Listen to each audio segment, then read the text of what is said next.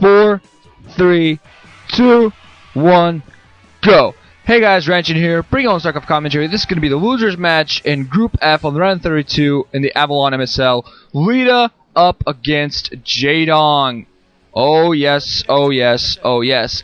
Playing on Outsider, we're going to have Leta as the orange Terran, 11 o'clock, and we're going to have Jaedong as the teal zerg at 9 o'clock, and this is probably, for me, has been one of the most anticipated matches ever. I'm very sad that this is kind of the last thing that one of these guys are going to play, the last game that one of these players is going to play. Right now, we're either going to lose Leta or we're going to lose Jaedong from this MSL. That's what happens when you have a stacked group, that you always lose some very strong players. And unfortunately that is the case, but what are you going to do? Of course, both these players losing their first matches, Leta losing against Fantasy, and Jaedong surprisingly losing against Movie. Movie then went on to play a very good game against Fantasy, but losing in the winner's match, and now he's waiting for one of these guys to play against him in the final match. Just really looking forward to see what these players go for, what are they going to do. Jaedong, interestingly enough, okay, setting out a drone scout. And on Outsider, this is a very, very, very even map. A very even map. It's been very even so far. I think Zergs have a couple more wins. Let me get out the statistics to be exact. Yeah, Zergs have 23 wins over Terran's 19, and overall it's just a very, very even map. Yeah, it's a 3-player map. So Jaedong, yeah, just sending out his drone scout. Gonna see that there's nothing there. Can easily send it up to the 11 o'clock. We're going to see whether Leta actually goes for one base strategy. A lot of Terrans on this map against Zerg tend to go for one base strategy, just wall off, sit there, their first rack's coming up, and actually getting a refinery. So we're going to see what he goes for. If he blocks off his choke, he might be going for 2-port wraiths. This is actually a very good map for 2-port wraiths, Thraiths, whatever. Yeah, very, very good map for that. I've seen Leta accomplish it very well. Jaedong now going to get his drone up there, and he's going to be able to go through. He's going to start off by harassing the SCV. Leta pulls one SCV off to start attacking the drone, so the drone will not be able to kill the SCV that's building the barrack. Some people actually call it that. It's pretty cool. But Jaedong being very persistent, not managing to prevent that. Barrack does take down an SCV. Wow, beautiful persistence there by Jaedong. Well, you always love Jaedong's face when he's playing, when he's really knows, I gotta win this. He's so focused, manages to get a kill, manages to get the scout, knows that there's some sort of mech coming in from Leta.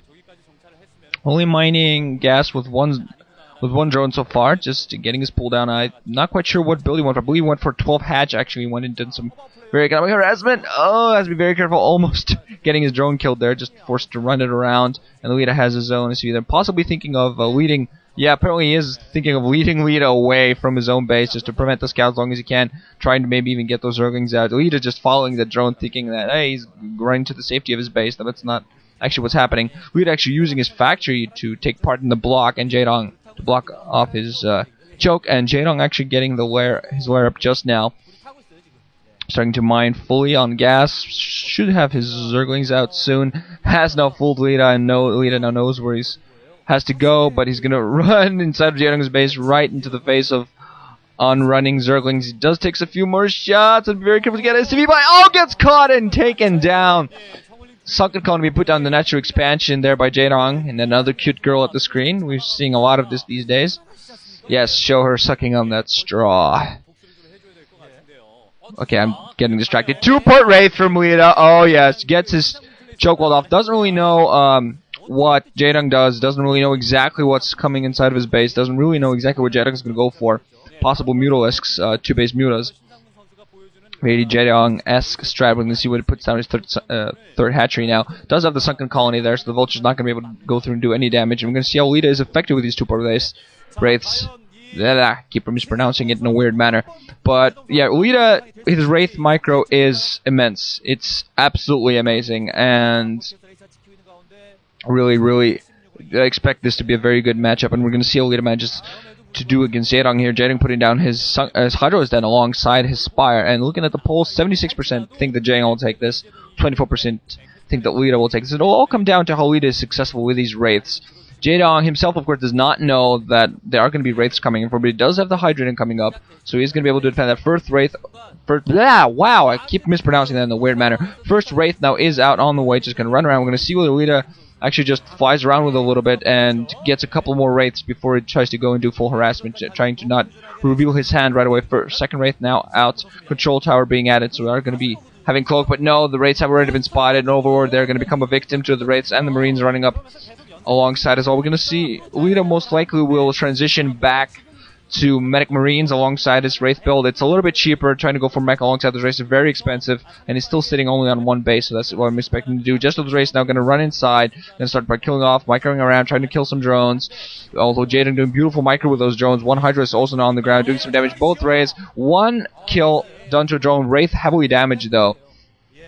But still, Leta just has to run around, get his cloak, and continue doing some harassment. Has to be very careful not to lose his Wraiths, because that's minerals he really does not want to lose at this point. He really needs all of his resources intact, everything that he needs right now. Just flying around with his Wraiths so far, should have more out soon. Jaedong now has Scourge, and as soon as Cloak is up, those Scourge will be a minimum threat, not as big of a threat without Overlords in the area, more on the way. And missile turrets actually also being put down by Leta, so he is expecting mutas. Get himself ready for that. Still a Vulture running around as a scout.